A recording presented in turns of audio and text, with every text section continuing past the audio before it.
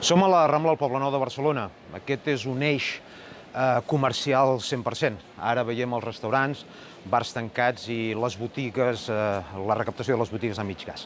Això reflecteix el drama dels autònoms i dels petits empresaris.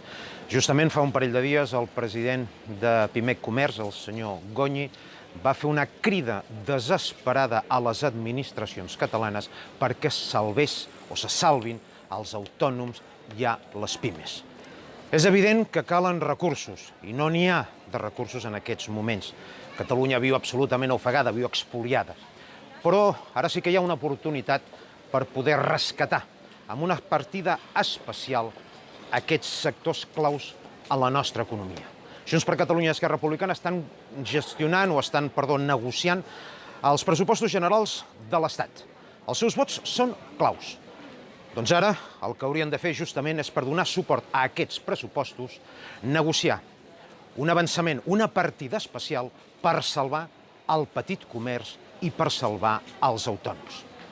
Si no ho aconsegueixen, evidentment no serveixen absolutament per res.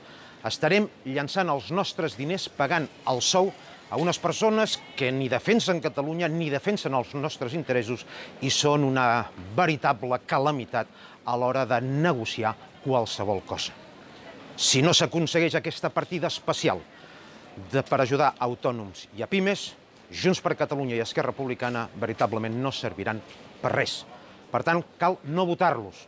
I si Força Catalunya ha nascut és justament per poder dotar a Catalunya d'uns dirigents polítics que tinguin més eficàcia i més dignitat que no pas els de Junts per Catalunya i Esquerra Republicana.